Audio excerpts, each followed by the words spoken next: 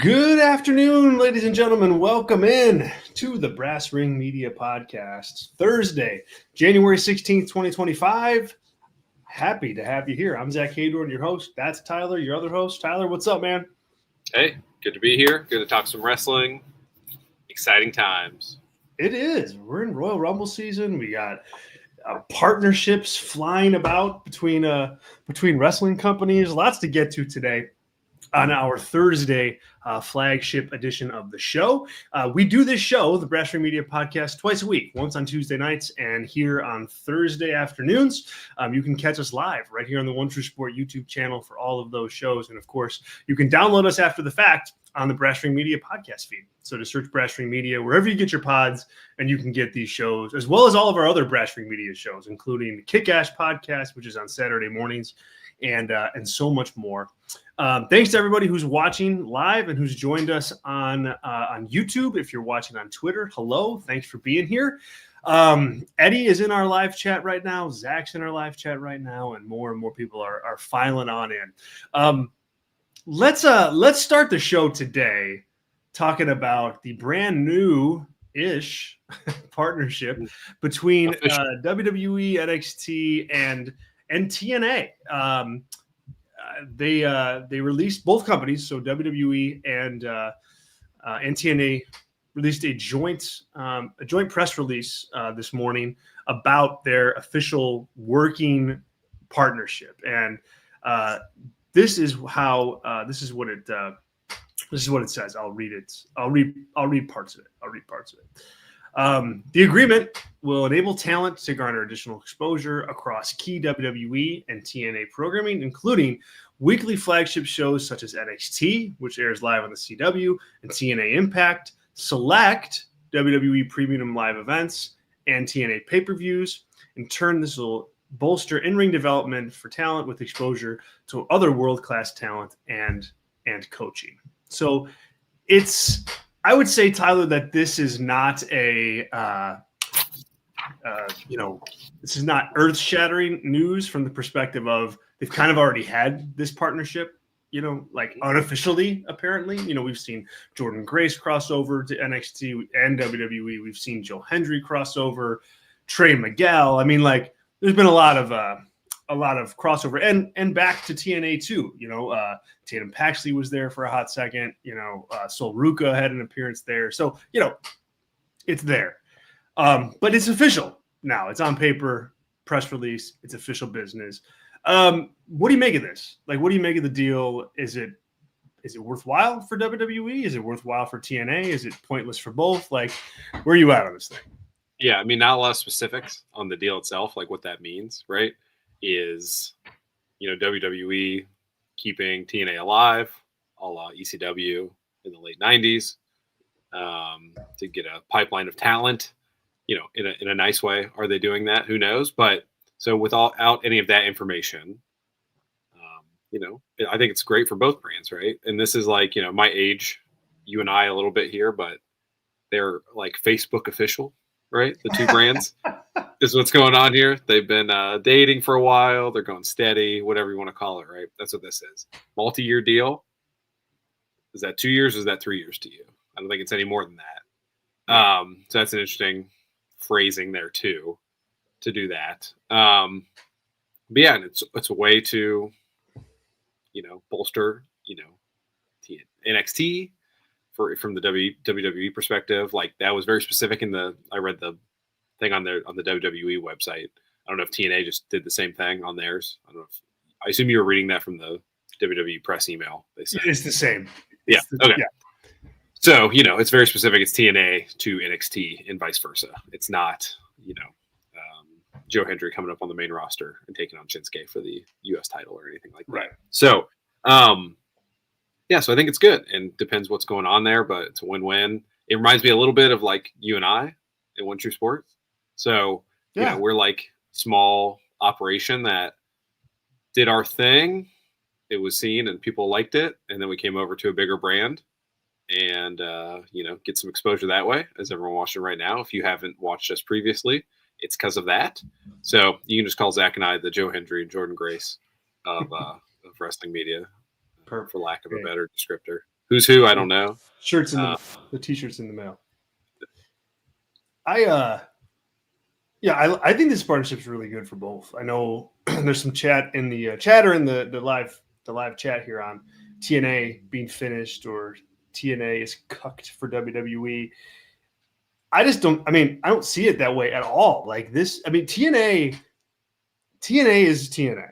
Like they are what they are. The fact that they've got a place like in this wrestling world in 2025 is a testament to, I think, just the amount of talent that has gone through there at some point.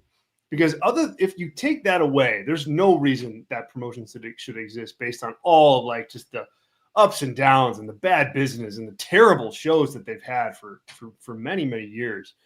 And now, you get a chance to put Jordan Grace in a Royal Rumble. Maybe Joe Hendry will be in the Royal Rumble this year. Who knows? Like they can be on NXT shows. I mean, we got to remember that NXT is like about 5 times the viewership that TNA gets on a regular basis. And I'm just saying, if NXT gets like around 500,000, TNA is getting around 100,000, maybe. So it's a huge increase, for them.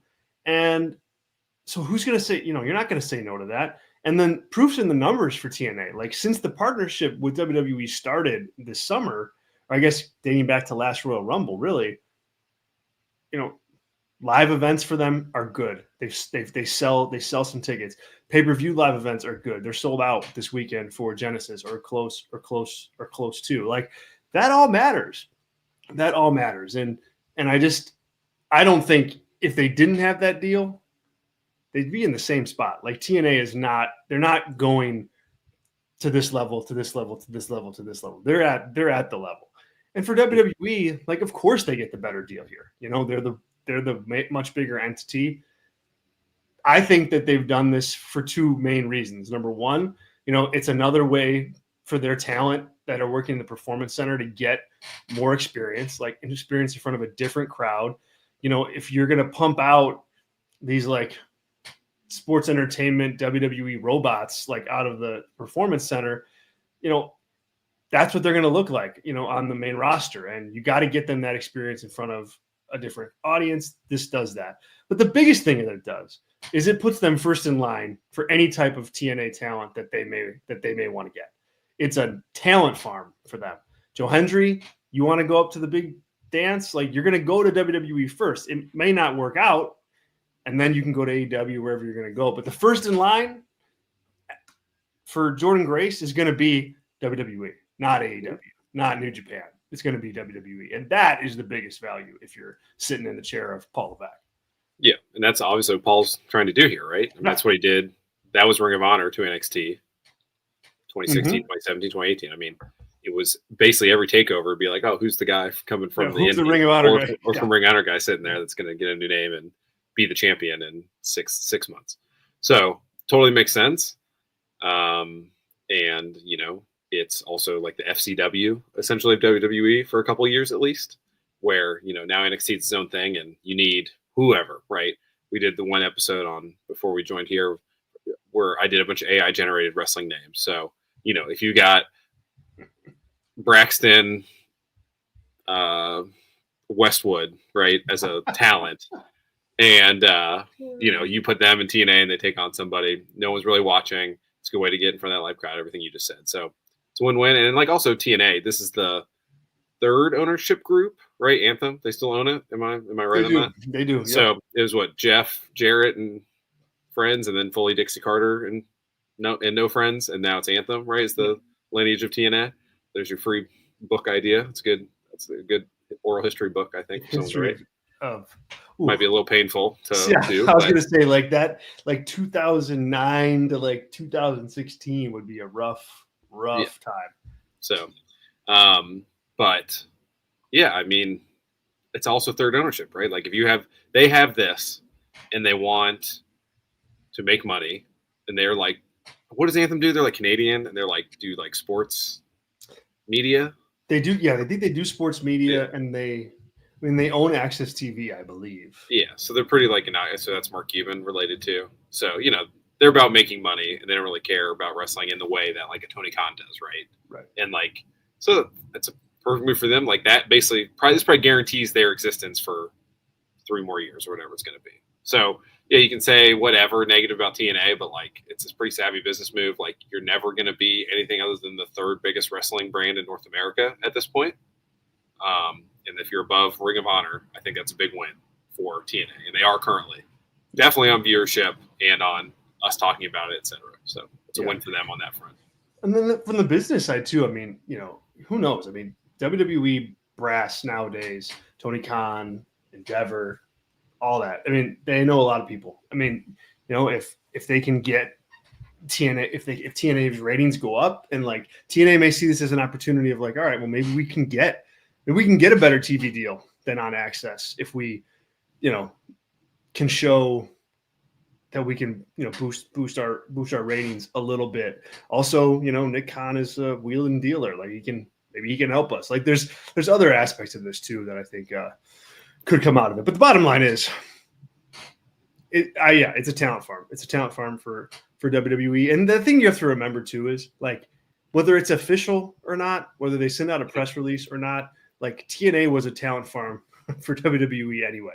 Like that's what they are. And for AEW, like all big stars are going to leave TNA now because they've got this innate partnership with WWE. They may get to stay there a little bit longer. Like Joe Hendry, maybe when his contract goes up, he's not running for the hills because he's got some access to WWE. Maybe they can build him up as a champion more. Like you just don't know. You don't know. Yeah. Also, safe space, as Zach says here. I don't know if you want to pop it up, or as Sean says here. Sorry, Zach. As Sean says here, safe space to like, hey, we want to see how Tessa does. Yeah. Before we bring her up here. Hey, this Marty Scurll guy, whatever. I'm not advocating for either of them. I'm just trying to think of like 10-foot pole you wouldn't touch with wrestlers, performers, that if everything works out, you build them up for a year there, and it's like, okay, it's not the end of the world. They're back, whatever. Then that's like another thing to do as well. So you said it, man. And we talked about this when Tessa came back first. Like when she came back to TNA, it's like they will test the waters with Tessa in WWE at some point. With this partnership, you can bet on that. And Sean here says, one of our Brass Ring Media Gold members, Sean says here, Tessa will be on the way. Whether that's a good thing or not, I'm not sure. She's super talented, but she's super talented in the ring, but the attitude behind the scenes can be different. Yeah. Sorry, I left it Josh's thing in there. That's why I was laughing. They can try out. We'll get into TNA. Whew. It's funny. Can I do a little anecdote? Yes. Because like I was talking about on Tuesday, I do improv. So there was a exercise we were doing last night at improv, and you're supposed to like think of someone you hate and build a character off of that. And this guy did this character who's very funny in the skit, and they asked him, okay, what'd you do? He's like, I picked someone I hated, because there's like a lot of techniques. He's like, okay, who'd you base it on? He's like, oh, Hulk Hogan. So that popped me huge in the audience there for that. So, and rightfully so. So. Thanks, Sean. So that's it. So more info to come. I would not be shocked to see an NXT star at Genesis on Sunday. I would not be shocked to see a couple TNA stars in the Royal Rumble in a couple weeks either. Yep. All right, let's take care of some business here. This is the Brass Ring Media Podcast. Thanks to everybody for joining in. We appreciate it. As I said, we're live with this show twice a week. And you can subscribe to our free content on YouTube. We have a Brass Ring Media YouTube channel where we've got some exclusive content dropping throughout the week. We also have a Substack newsletter where all of our written stuff goes. But we also have our membership information on Patreon, and that's where you can become a Brass Ring Media member. Couldn't do what we do here without our members, especially our Brass Ring Media Gold members, Andrew H., Sean Palikta, and Tracy Bland. Thank you guys so much. You can read and dig into all we offer for Brass Ring Media membership on Patreon. Patreon.com/Brass Ring Media is the place to do that. And our regular membership tier is $4, and that gets you access to all of our pay-per-view and PLE review shows, full access to the newsletter, full access to our Discord community for members, a member-only podcast once a week that just went up. Actually, Tyler took a stab and tried to name all 30 members of the Royal Rumble match this year. Mm-hmm. And so you can dig that. And where they would enter and Final Four who would win. So you can all laugh at me when I get 0 out of 30 dead on, because I think that's probably the most likely outcome here. Yeah, well, I have not listened to it yet, but I will, and it's that kind of cool stuff that we do for our members each and every single week, as well as other perks along the way. So give us a shot. Patreon.com/BrasWrestling we hope you try us out. Again, $4 to get in on that regular tier, and we do have the premium tier that has other bells and whistles on it too. So once again, patreon.com/BrasWrestling. The live chat is open and rolling. Super chats are open as well. It's kind of the lifeblood of Brass Ring Media here. So if you're able and willing to make a contribution and ask a question or comment via super chat, we'd certainly appreciate it. Let me get some comments here. Tracy correctly points out here, WWE won't make a deal that doesn't benefit them more than the partner. Well, especially in the wrestling space. Like maybe you can argue they did with Netflix potentially, but when it comes to other wrestling companies, yeah, absolutely. Tracy is spot on. Like they are not going to make a deal that doesn't outright benefit them first. And that's exactly what this is, I think. Yeah. And you can debate like the merits either way, but that's a free market economy. The guy with the bigger stick usually controls what's going on. So, and I wonder if Hogan's Beer Company, it was better for WWE or for them. We'll see. Yeah. Enough Hogan talk. Sorry bringing up Hogan. Yeah. Geez, do we have to keep talking about Hogan? No. Andrew H says here, stop it. Haydorn, you don't believe in Joe Hendry. I mean, I don't. Long term, I don't. But I do think he should win the title. Now, I've said that 3 pay-per-views in a row, for God's sakes, with TNA, and they don't put the title on him. They got him this week. They got it. I do. I interviewed him in 2019 or 2020. So that was before. Really? Yeah. I mean, me and Ryan interviewed everybody over on PW Torch. We had the ROH show. So we got everybody, thanks to Ryan. But, great guy. So I believed in him for a long time. I don't believe in him quite yet, but I do think he should win the championship for sure. Let's see what else we got. Hello to Tony, who joined in on the live chat. Hello to Travis, who's in there too, as well as Mike and who else? Eddie is in there, and Daniel is in there. We've got a real good crew today. So thanks everybody for joining us. Tony says here, WWE and TNA worlds collide. I mean, it wouldn't be WWE, it'd be NXT. But I gotta think that that's on the horizon at some point, like some kind of TNA. Yeah. NXT. Because what's all in is WWE's doing a Saturday Night's Main Event during the same time, right? You saw that. Yep. It feels more like that. So you do like a super show, like an NXT TNA crossover event instead of even a Saturday Night's Main Event. To needle, like, hey, this is not even Saturday Night's Main Event. This is like our little redheaded stepchild promotion that we help, and NXT. So well, it's worth noting too that AEW had a partnership with Impact Wrestling back in the day. Mm-hmm. Kenny Omega was the Impact World Champion during his run of the belt collector. So, they had Christian Cage. Yeah. And Christian Cage. All right. Let's see here. Let's move on to AEW from last night. I'm real curious to pick your brain on this show and hear from everybody else too, because there's some things that I thought were okay, and there were some things where I'm just like, what is happening? And we'll start with that. What did you think of MJF and Jeff Jarrett yesterday? Yeah. So if it's like if it's like a graph, like the back and forth, like I like probably the last 15% of it because it got to the point of what they're doing here, and it brought out. So I'll start with positive here. I thought after all the I'm banging your wife, your girlfriend's getting banged in the back, all that crap that is so Bush League, sophomore crap that has been the worst part of the MJF character. And, the Jeff Jarrett character, whatever, it doesn't really matter in the long term for how he's acting in this way.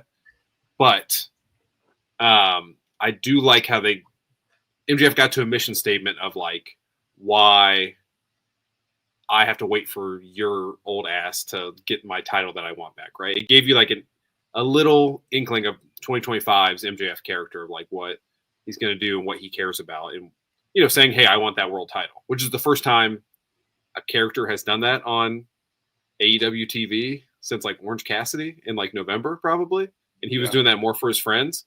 So like the silver lining here long term is that we're starting to have characters talk about the AEW world title the way that, CM Punk, Drew McIntyre, and Seth Rollins are talking about winning the Rumble to win the world title at WrestleMania. So are they the same? Absolutely not, right? Different characters, different levels of stardom. So that was like the little glimmer there, but like way too much of forth of like trying to one up each other, obviously not scripted. And this is like a negative example of scripting when you just have two guys going back and forth, like having Jarrett say like, I'm everything you are, but I did it first, is like totally devaluing the MJF character. Like, and it's not true. And it's not true. Yes. Cause like, MJF did not didn't get the wrestling silver spoon in his mouth. Yeah. Like Jarrett did, right? For many reasons. And it's just like, if I'm Tony Khan, I'm like, don't compare Jeff Jarrett in 2007 to MJF today. Like that is exactly what a critic of my company would say. Yeah. So like you just let that open, and like it was kind of I think unhinged or off the rails is what I said while watching it. I was like, man, this is kind of off the rails, isn't it? So that's my thought. I mean, I could get super negative. I'll leave that lane for you, I'm going to assume. So what do you think of it? I agree with everything that you said. And I mean, for one thing, it was so long. Like it was a long promo of them doing the same thing over and over. And look, last week, it only took 7 days. Last week, I was on this show, like saying that was a pretty cool segment between MJF and Jeff Jarrett. Like, I think they're going to get some business out of him. I think they're going to get a match out of these guys.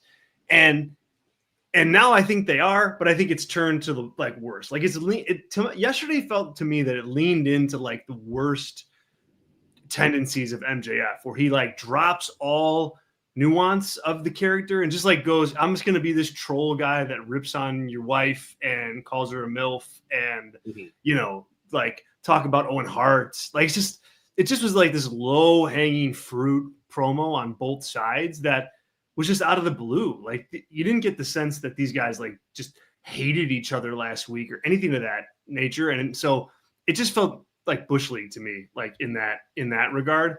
And also it's just like, I didn't like the presentation of Jeff Jarrett out there as this wheeling and dealing microphone guy. Like that was never him. Like he was never this guy who's like going to like, break the fourth wall on a promo like MJF does. And that's not that guy. And they tried to like present him as like an equal to MJF in that regard, where it's like you said, like, you don't want to make that comparison. You don't want MJF getting like one-upped by Jeff freaking Jarrett in 2025. Like, and they came across as way too equal. And I also think Jeff, and he's smart, he's a smart, carny wrestling guy, but he like no-sold almost all of MJF's lines. Like he was smiling, he was giggling. Like it was like he reacted to them like you would react to like a Twitter post that someone's trolling you on, and not like some serious like, whoa, this guy just talked about my wife. Like, and so like it didn't land for me in that regard either. But mainly, I just thought it was just kind of Bush League and way too long. Sean in the live chat goes, the Jarrett MJF stuff wasn't good because I don't want Jarrett wrestling first. And then MJF is being true with a lot of what he said against Jarrett, which makes it hard to get behind him. So this leads me to my next question here. And thanks, Sean. Appreciate the comment, man. Do you think Tony Khan was mad at MJF for saying like, hey, basically saying any wrestling company that you're involved with dies and fizzles out and goes away? And like he says that on TV, he's the biggest star of the company, or one of the MJF, that is. And Jeff Jarrett is like this lead figure backstage. And it's just like, dude, you're just throwing your own company under the bus there, man. Like I could see Tony Khan being not happy with MJF on that one. Yeah, I don't know if Tony Khan thinks that way though. That's like kind of a negative to that negative of like, I think he's like, oh, that's crazy. He's more watching it as a fan than he is like always talking about my company. Is my take on that. But yeah, I mean, certainly there's a lot of truth in there, and also it's like there's a lot of like baby facing that MJF did. Like all the good stuff was kind of babyface stuff, like the stuff I liked at the very end, and then what you said there, which is true, is like the two most babyface things that MJF did. Like I want the title, I want to take it away from Moxley because like he's doing nothing with it, and like also Jeff Jarrett is a cancer if he's at the top of your card in 2025 for like the health of your company, which are both true statements, right? Because we'll get to the Moxley stuff and all that, but yeah, and like the other huge negative for me is like this doesn't have an announced date, right? Like we have an announced date for Swerve and Ricochet. That's what, 2 weeks in Atlanta. Like this is going to Revolution. This is going till March, which is like that. Like that was also a reason. Like subconsciously, I'm like, oh no, I thought it'd be like last week, maybe one more thing, and then like next week on Dynamite. This is like the main event, but this is almost for sure, or maybe not Revolution. It might be the Australian show. I don't know. It's probably Revolution, is my guess, which is insane. And like a misuse of MJF. It's like I was trying to think also like you go from Adam Cole to Jeff Jarrett. Like where do you go from there? Is like Matt Sydal still working in the company? Like is that where we're going? So yeah. Well, and like the confusing thing about MJF too is like it's really hard for him to like. I mean, I agree with you that like the talking about the title is good, but for MJF to be the guy like kind of talking down Moxley, like I think he's not the best guy to do that because he's supposed to be this hated guy also, and so like he's not going to be the one everybody gets behind to like beat Jon Moxley for the title, and so I mean it's a tough nut to crack because you do want your guys talking about the world title, but nobody's going to be pining for this big chase of MJF chasing down Jon Moxley. Zach, let's get to some chats here on this. Zach says in the super chat, and thank you, Zach, says the heat here is building Jeff up for MJF to retire him. Do you think that's where this is going? If that's the case, it'll be at the end of the year because I think Jeff said he's got a whole year left. Yeah. Well, MJF said that, right? Jeff said he signed a contract. And it was like just for a year. So, which who knows what's true on that and what's not. I don't know if it's been reported out or not, but I'm sure, maybe that's like the long tail of this, but certainly not right here. He's not going to retire him in March. That makes no sense. So I don't think that's the story here. And even if it was, like, I don't know. I just don't think that heat is there. If MJF's the one to retire Sting, that's a different story than if he's there to retire Jeff. Yeah, and plus, if Jeff Jarrett ever going to retire? Like, I don't know. No. I don't know. Sean responds to that saying nobody really cares about MJF retiring Jeff, to be honest. Yeah, I'm not sure they do either, Zach. I mean, I liked this match for what it was last week, which is just a cool little TV match to do. Mm-hmm. Mm-hmm. And then what do we say? Anything more than that? Then it needs to get more criticized because it's Jeff freaking Jarrett, Tracy says here, maybe. Well, let me ask you a question first, and then I'm going to get to Tracy's comment. Do you think this is just a poor use of MJF, or is MJF, has the shine wore off, or is he just not being featured in the right way? Because he did not look like this generational star out there this week, and he hasn't really since he's come back. So so what is it? Is it just bad opponents, bad dance partners, or him just maybe not being as good as he thought he would be? And that's where we get to Tracy's point, which is maybe we're seeing, and she says here, maybe we're seeing MJF just really isn't as good as we thought, and the great moments were only just moments. His judgment seems poor. Go ahead and take it away. Yeah, I mean, I would say he's still 28, right? There's a reason, I think, in the wrestling business, at least modern times, you really don't see minus what Brock Lesnar, Randy Orton, like people in their early to late 20s, like being big time stars. I think there's lots of reasons going into that, just like seasoning as a character, as a wrestler, etc. But the main thing here is he needs a character change, right? Him, calling people fat, ugly, all that stuff in the crowd while he's talking. It's tired. Like, it doesn't mean anything when he does it, right? If Copeland did that. It gets cheered. Yeah. If Cope did that randomly, if him and Christian turned and Cope was, calling women fat in the crowd, I'd be like, damn, Cope, you need to chill, dude. That's not you. But right. This is MJF, right? So I don't think he needs to turn face per se.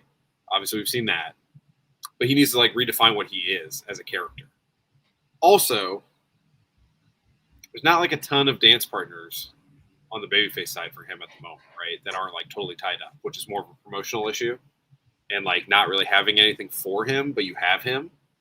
And it's kind of it's snuck up on AEW. He's gone for, he came back and he's like, oh, I got a movie though. So why did he even come back in the first place when he did? Because then it was a stop and start, which didn't help. Yeah. So there's a lot of factors here. But the main thing is, not that you want to be hey, beat Chris Jericho in 2025 is not the greatest advice of all time, but you want to be Chris Jericho 2015.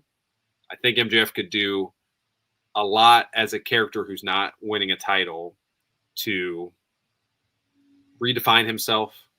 If he's running around with that international title with all that stuff, this version of this character, it would feel beneath him to be wrestling to do for doing what he's doing. That's why it's not authentic to the character, right? In what world do you think this MJF character actually cares about Jeff Jarrett and gives him the time of day? Because nothing on screen has happened to be oh, now I got to beat you, because right.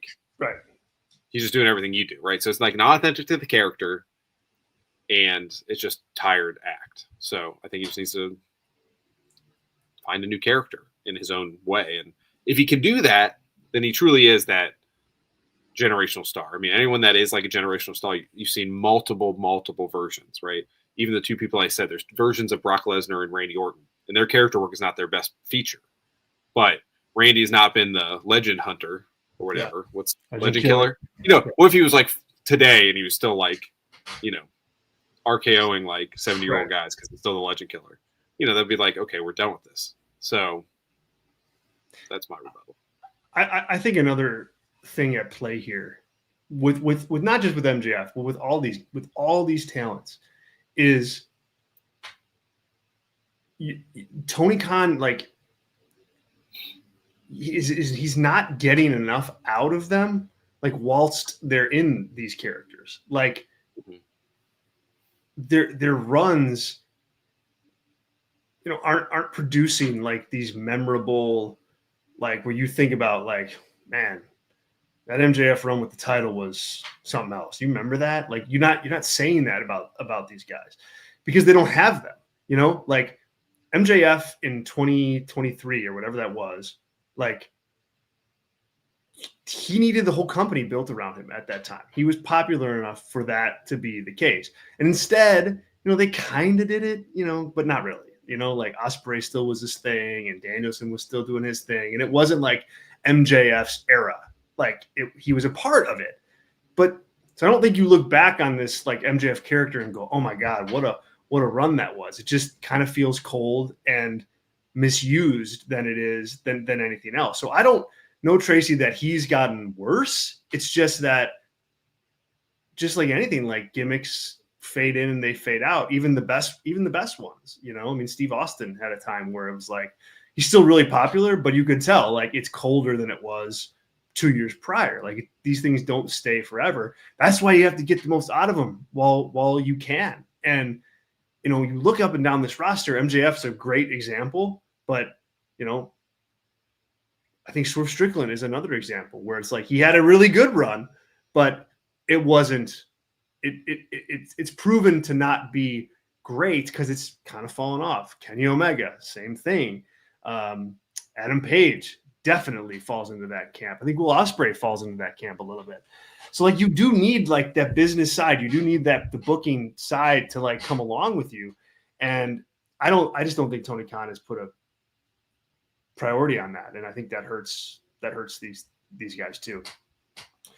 Let me run through the chat here. I want to make sure I didn't miss anything. Oh yeah, Mike says here. Well, we'll get to that in a second. Let's see. Am I missed that? Let's see here. No, I think we're good. Anything else on this? Anything else on Jeff Jarrett and MJF? No, not really. Okay. Let's pivot to Moxley, the Moxley stuff. So Moxley, he's fighting Powerhouse Hobbs in the main event for the AEW World Championship. Of course, he wins. Big surprise. And I thought it was an okay match. Like, I thought that, like, Powerhouse Hobbs got enough in to, like, kind of make a difference. But just like anything else, with Hobbs, it's like, what comes next? Does he fade back into the background and he's, barely on Collision, or does he get more of a push because of how he did here? The Moxley stuff continues to be super flat with me. Like, he's so watered down as a heel now that he's like every other heel. Like, Death Riders run in, they interfere, they help Moxley win. It's like we're just like right back, to regular heel stuff. And I always said, like, it's probably where things need to go because you don't have this big plan for him to, like, take over the company or whatever. But I just don't know that people want to boo Mox. I really, I just don't. Well, both. Also, they were in Cincinnati. Like, they're in Cincinnati too. Yeah, good point. It was like, Hobbs is a good opponent because, like, whether you like, nobody dislikes Powerhouse Hobbs, right? But right. Like, he's not, like, super over either. So it's like a good opponent to be like, oh yeah, cool, both these guys, this is fun. So, that's there, and for a match that started at what, like 9:47. Good thing there's the overage there, but yeah, it was a fine match. Am I just like a gullible idiot, or did Moxley he blade his earlobe to bleed like that? I know he didn't bite off his earring, Hobbs that is, but like, did I miss like a blade job in the picture-in-picture? I went back and tried to see it, because that was like, if it is like an inventive way to bleed, but also look kind of crazy. That's what this match will be like remembered for a week and then disappear through time. But that was like kind of a crazy spot there to do that. I thought was memorable. He was a bloody mess. Yeah, I don't. Yeah. Do you think? Do you? I don't know. I thought it was like a hardware thing. Like, I thought. Yeah, it was I thought so too, because it's like it was where his his little Aladdin genie earring is in his one ear. So I thought that maybe like scratched him or something, or something. He was doing the ear bite thing, but maybe like hit the rope as he came out and like ripped out or whatever. So he's not a guy that would post like backstage like after a fight, but if he's got like a little dangly bit, where his earring got ripped out, that was kind of crazy. Yeah. But yeah, it was there. So Zach, that was good. Oh, go ahead. No, you're good. You're good. I was just gonna say, Zach in our super chat here figured out how to fix that MJF Jeff Jarrett promo. And Zach says here, leave out Jeff's response to MJF's opening salvo. Skip to him calling MJF scared and lazy, and the promo is 5 minutes shorter and better. Yeah, I don't disagree. The length was a big problem here. They just kept going back on and on and on. And yeah, this cleans it up a bit. This cleans it up a bit for sure. Yep. Agreed. Yeah. And like someone eating a guitar. That's someone needs to eat a guitar if it's there. Yeah, someone, yeah. Thank you, Zach. Appreciate it. Yes, you should get Tony Khan on the line and let him know that, because that would have been a way to fix it for sure. And the lore of the show, I don't know if Zach wants everyone else to know this, but the lore of the Brass Ring show was that Zach was Tony Khan for a minute. So or still is. Who knows? Well, yeah, try to give him an out. So. Yeah. Thank you, Zach, Tony, whoever you are. Sean says here, yes, which is problem with the whole main event story in the first place. I think you're referring to the fact that Moxley isn't booed. Yeah, Cincinnati didn't help. But I'll be honest, like, I don't know, man. I don't know that he's getting like great heat in any building right now. Like, no. Do you think? Like no, but it's like there's characters that are like, if he like helped Ricochet beat Swerve in 3 weeks, that's some like real heat right there. But then the problem with wrestling is then you think Swerve's going to be the one to take it off Moxley. I don't think it's the direction they're going. So it's like you eliminate like a lot of you guys that are over. Obviously, Ospreay, Kenny, they have their situation going on. So it's not Moxley related. Those are the 3 most over baby faces you have in your whole company. So like it doesn't matter. Like him getting over Cope and FTR or screwing over Private Party or something just doesn't move the needle. And it's like more like, cool, I'm kind of annoyed by these guys. I'm glad you're beating them up because I would like to see them beat them. It's kind of the mentality. So 100%. Yeah. I mean, yeah. And at the same time, for as kind of bland as his title reign is right now, I do think there's value in keeping the belt on him until you have like a red hot babyface to lose to him. So if that's a year from now, great. If that's 5 years from now, like I still kind of think that that's great. Like I think you wait on this one until you have a genuine hot babyface that you're ready to put over in a major way. I still think Mox can carry value holding the title until that point. Now, in a year from now, I may very much be regretting that statement, but I just think you've got a guy that's now working on building up the world title, credibility, badass heel. Just don't mess with that. Don't take it off just because you think you might want to put it on Darby Allin. Like, make sure Darby Allin is ready for that spot before you give it to him. Yeah. Another thing here is that I think study that's confirmed for me at least. Say it again. Can you hear me? Yeah, I can hear you, but I just missed. You kind of cut out at that when you said. Oh, yeah, you're good. So, like a case study here that I think is all but confirmed for me is it's important to show the world title belt, the physical belt, because like how confusing is that for like an audience that came over? Let's say the 5,000 people that probably started watching. If I'm being generous here, once it went to Max, like. You hear Mox is the world champion, but it's like, oh, this is weird. Like they don't have like a belt like other wrestling companies, and like not really because like everyone knows that he is, but just an odd choice. I think was proven not to be helpful to not show that. And if he walked around with that world title, I don't think it would fix everything, but I think it would certainly help a percentage of what's going on. Yeah. Well, and it's like an ode to like the previous story here, where like he's the champion that's going up against AEW and he's going against the company, so he's not going to hold the belt. And it's like, well, we're not really in that story anymore, so just hold the damn belts. Like you know what I mean? Yeah, like, why? Yeah, you're defending it. Like you showed up at a time and place that your employer asked you to defend the thing that you're not showing. I don't know, just cognitive dissonance, even in wrestling, is too far for me. Yeah. Sean says we need to stop biting people, please. I can't believe that's a live chat. Yeah, I wonder if Sean would you rather them like a needle through the ear lobe there or biting? I know what I prefer, so I agree with you, Sean.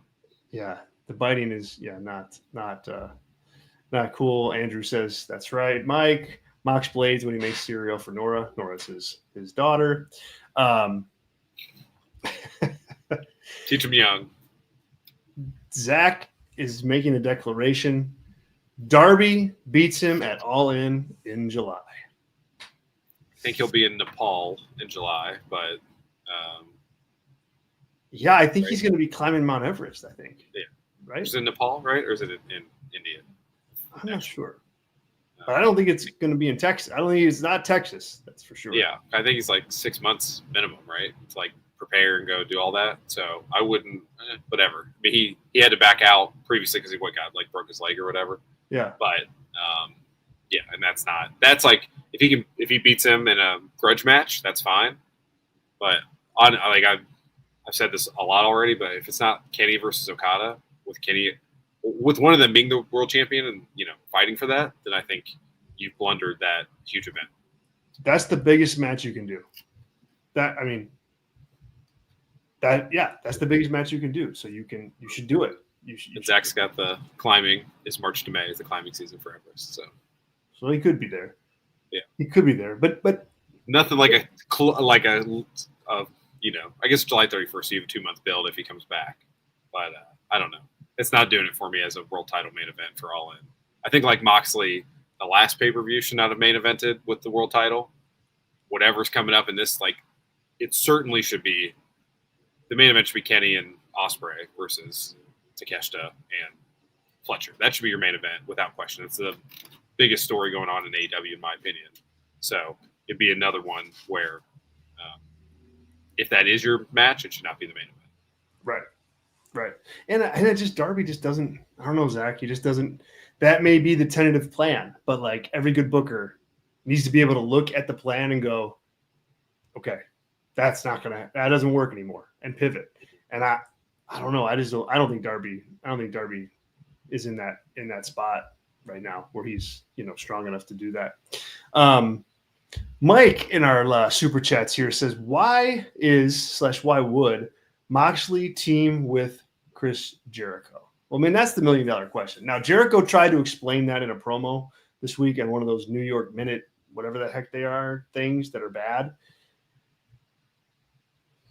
I mean, he did it. He addressed it. He put it out there. Like, the reason is they want to get these other guys and they can put their differences aside for one night in order to do that. I mean, that's all it is, Mike. But I don't think it's a great pairing, and that's why it's on Collision. Yeah, I was gonna say, like, if no one watches it, does it matter? Right. That's the answer. Exactly. But yeah, I mean, it's just the classic, like, we're heels, so team up for one night. Even though we hate everybody that isn't us or our faction. So yeah, I don't think it's like the end all be all of booking for AEW, and that's the effort put into it is the answer of why they're together. I'll go to let's see here. There was a chat I wanted to get to. Where did it go? Why can't what was it related to? I can filibuster on the subject while you look for it. No, it was related to the belt and not carrying around the. Well, I already said that. So. Carrying around the belt, and it was from Andrew. And our was it about the belt being? Yeah, there you go.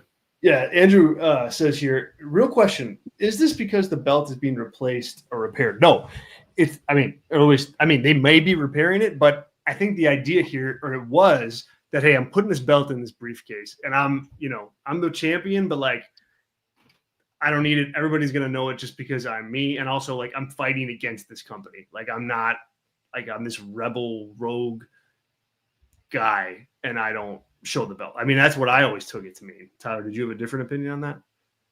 Yeah, no, I just think it was a choice. Yeah, it's a choice at the beginning that has not worked amongst other things with this run at the top. And to pull it out of the briefcase, I think you should do it. It is an admission that this is not working, but it's been in the past the strength of AEW. It's been like, all right, this isn't really working. Let's pivot as quickly as possible, which is more a WWE trait at the moment than it is an AEW trait on like big time stuff.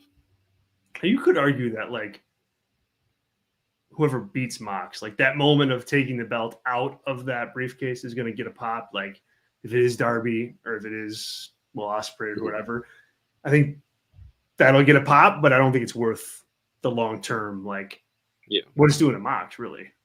Like last night, is the briefcase like on a pedestal? Like if Hobbs were to win, that it was there for him to grab? No, or like they're like, yeah.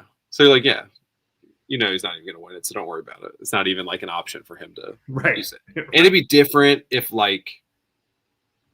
they did a spot once at this point where Shafir hit somebody with the briefcase. You think it's like weighted so heavily, right? Because a championship belt weighs 100,000 pounds or whatever it does in kayfabe, where it automatically KOs you for free. But and then it wasn't in there, and it's like, oh, where's the belt? If they did like even like a little bit of like intrigue on where this thing is, and like it's important to like know where it is, I think it would be. At least they're trying, but it's like almost like they've all forgotten that it's in there and that you have a world title belt. Yeah. Did you have a problem with the baby faces taking too long to run out yesterday? Because as Sean brings up here, talk about Copeland not coming out until Hobbs had his leg shattered already. Makes no freaking sense. Yeah, I mean, I thought the same thing. I don't know. It didn't bother me as much. I don't know. Maybe it's just because Hobbs isn't like this main event guy, so like you don't about him the same way. But it was kind of odd to see him just totally miss on that and have him break Hobbs' leg first. Yeah, I think maybe in kayfabe, Cope and the gang were maybe bored by the match as well, and they were like, weren't watching the monitor live at the finish, and they're like, "Oh crap!" They were 5 minutes delayed and then ran out there. But yeah, I don't know. Did you like the match? Like, what did you think of the match? Yeah, it was fine. I mean, it was fine. It was like a TV main event. So yeah, I mean, like a 3 out of 5, like a whatever for a TV match was totally fine. Yeah. I think Hobbs did what he needed to do. It's what it should be. And not every TV main event needs to be great, right? Is it like on pace with like Balor and Priest? Like, yeah, they were like kind of similar main events to me. Not like Psychology or anything like that, but yeah. If you're going to do world title matches on TV, which they should probably avoid as much as possible, I'd agree. Then this is like what you do. So that was fine on that front. Like the fact that he's defending it and Okada, Takeshita are not defending their titles on TV. Danny Garcia, I'm sure, has he defended on Collision? I have no idea. What's up with that? Yeah. Yeah. So like those are your titles to defend on main events of TV. So. Yeah. Wow. Yeah, I don't know what you do here, but it looks like Cope's getting the shot, and I'm not sure they can make it last until Revolution. Like they may need to pull the trigger on this, like at the Australia show, but I think they're going to try. They're going to try to put it on Revolution, and I like the match. I do. It's just we've seen the same thing like for the last like three weeks. You got to add more to it. There's got to be more to it there. Yeah, I mean, you got to have like Mox and gang like take out FTR for weeks on it. And Cope's by himself, and that's kind of the Orange Cassidy story, which is the problem with this group is like, what other story do you tell? Because then it's like Cope is not like the harbinger of AEW, right? He's more of a hired mercenary guy, just like FTR are, just like. That should be the story you pivot to. Like I would have done from the post Cassidy story is like, hey, I'm Cope. I came here because XYZ, what I believe in. Moxley used to say he believed that. Now he doesn't. Like that should be the story, not this like, it should be a bigger story, not like a personal feud between the two. But obviously it's too late now. So hopefully the next story is more, I don't know who you're big at. I don't know. We'll see what happens, but that's what the direction I would go. Okay, and then we had the first ever women's casino gauntlet last night, and I was looking forward to this match to see what they do. I left being disappointed because it was so short at like 11 minutes for this long casino gauntlet. It only had 7 women in it. The men had way more, in theirs. Toni Storm wins, which I think is obviously what everybody would have predicted and the right move, but I didn't love the match. I do like the outcome though. I like Toni Storm winning. I think that's the right move. You got the right match for the Grand Slam Australia show. I think that should be your main event there. Like, I think people are going to be going bonkers for Storm. Go with that. It's a good chance to main event with the women, but I don't know, man. I'd like to have seen them get a little more time for this on the show proper. Yeah, I think it showcased, a good thing to take from this. Obviously, like what we talked at the top of the show seems to be the case for Stardom. AEW is more the pipeline there, so that's good and healthy for AEW to have a similar pipeline, especially for women. Because I forget her name, but I thought she impressed. The Megan Bane. Megan Bane. Not a great name, let's be honest. It's kind of a jumbles in your mouth when you say it. But thought she was impressive. Like, she's what you probably wanted Camille to be by the looks of it. She's like a way better Chris Statlander as they went off. So I was like, Zach this is just good. Said the same thing. Boom. Let's go, Zach. But yeah, so that's like hopefully she's able to sign going forward. You got Mariah May. Then like Harley Cameron is maybe on the other end of like good bringing in from there, and then Megan Bane might be on the other side of that. So that's good. All that's very positive. I don't know if anyone has the stats on how many Casino Gauntlet Battle Royales. What's it called? Casino Gauntlet match? Yes. Okay, yeah. So as its own entity, still sucks as a gimmick. You don't know what the time people are coming in and out. It's a minute and a half, it's 2 minutes, whatever. Just be nice to establish that. You don't know how many people. If it's like, hey, there's a max of 10 people here, then that's like gives you a barometer of like, because like the gimmick, why it's so coveted to come in first. Well, it's not really, because you know there's going to be X number of people. It's coveted to come in last, be the most fresh. Did Tony come in last of all these women? She did, I think. Yeah. Yeah. So that's like the coveted spot. So it's like insults your intelligence as a gimmick of a match. It'd be like saying you want to be first in the Royal Rumble. Like, of course you don't. Yeah, narratively, whoever comes in, 1 or 2, they're finishing in the top 4, right? That's how the Royal Rumble works. But in kayfabe, it makes no sense to be like, oh, I want the number 1 spot. Anyway. Yeah. Be not enough time, but it did show like, hey, we got Willow, we got Megan, we got Tony, we've got Jamie Hayter, like everyone that I was interested to see if Mercedes would pop in there, because that would be interesting to me if she was in there and like went for a double title.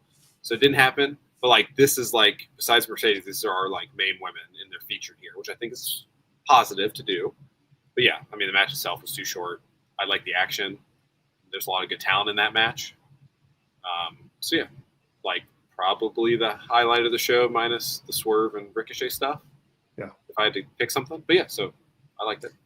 I think Megan Bane looked good, but I don't think they did enough with her. Like, and Sean makes a point here, says, my issue with it was I didn't know who Megan Bane was. Most people, I'm also assuming, who watched live didn't know who she was.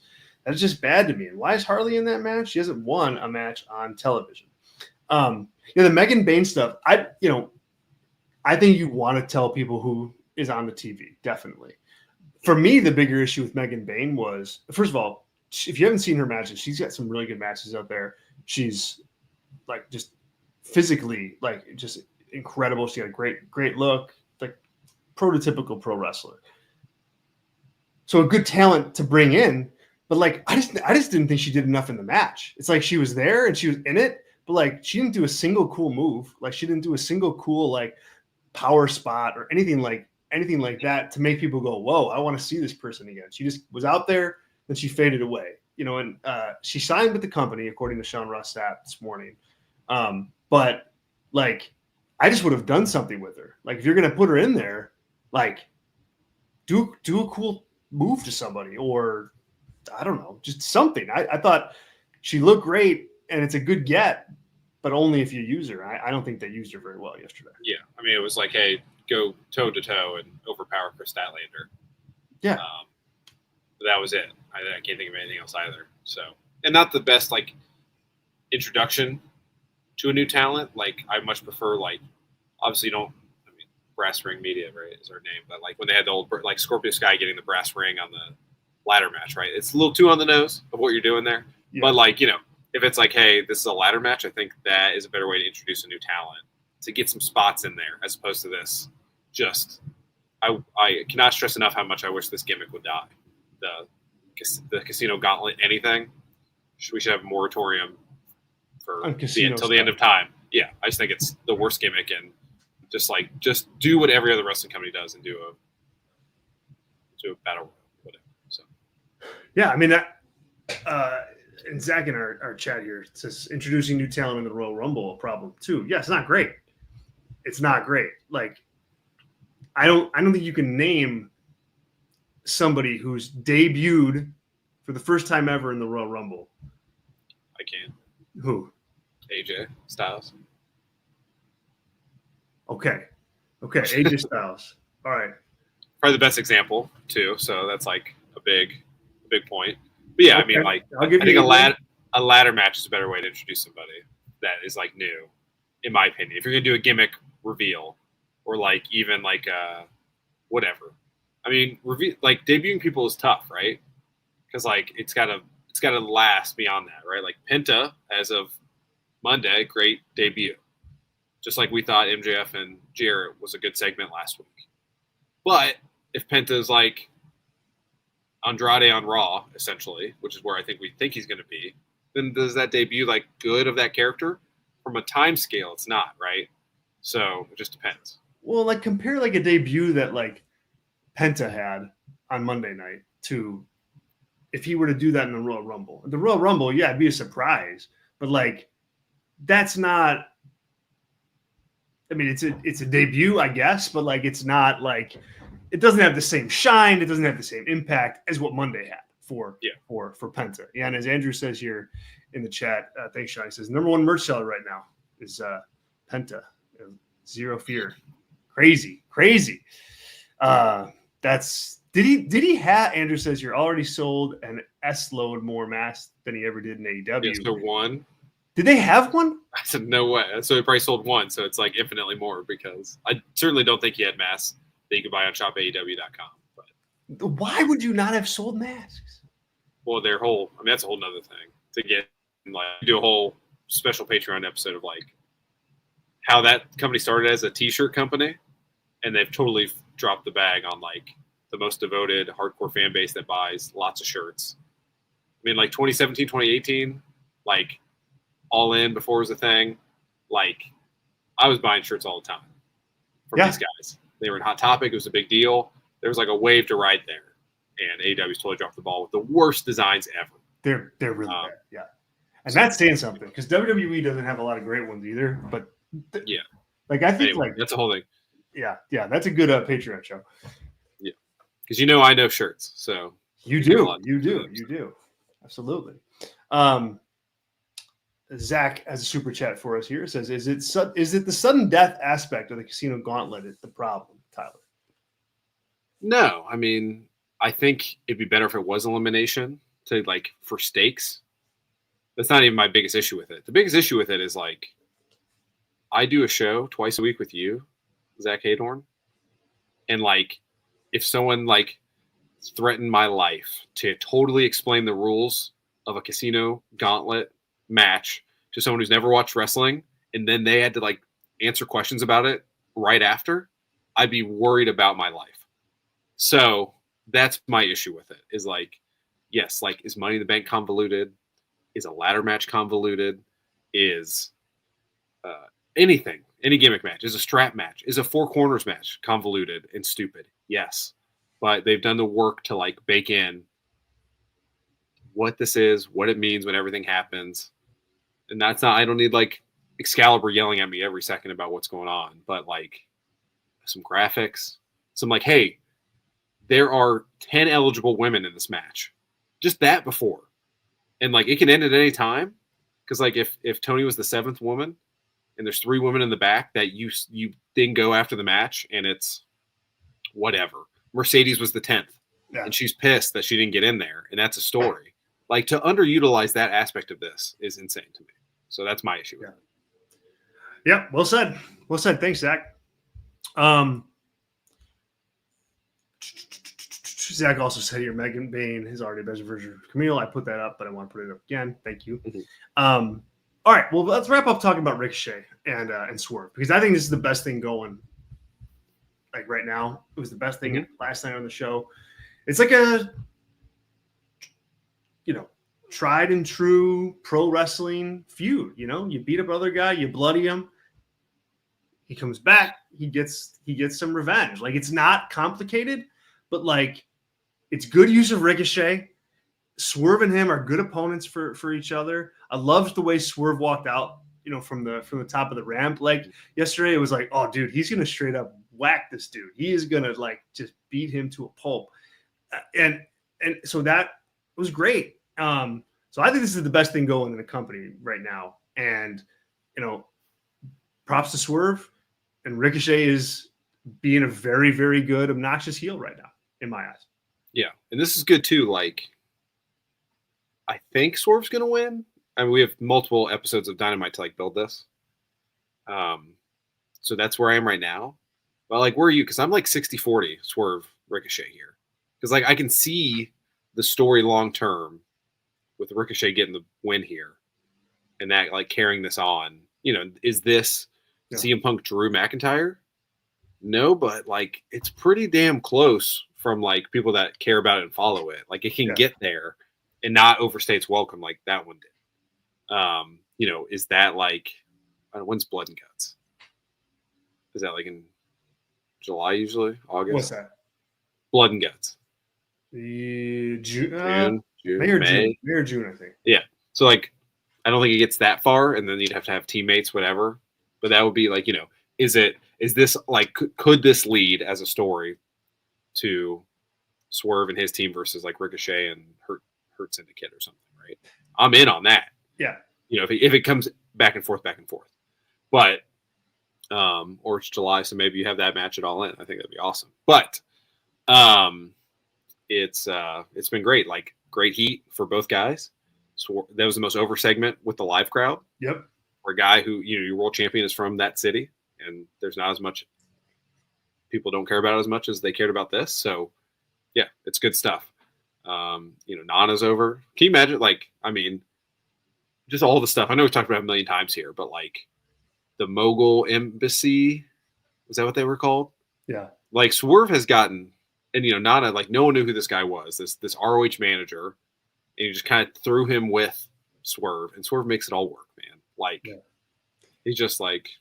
I remember there was a time where I was like, they got to get Swerve away from Nana. Like, can't do it because it's like but it works now. And Swerve is just, God, man. If I were him, I don't know what the politics are backstage behind an AEW right now, but I'd be flexing my muscle. It's like, it just doesn't seem like there's enough for him right now. This is good. And this is a good feud. And this is a good thing. And he's making it really good, but it's, you know, if I were Swerve, I'd be like, okay, great. I need to be doing this at the highest level against the highest top talent, you know? Yeah. I wonder on that too, like, cause he is a guy who obviously bets on himself.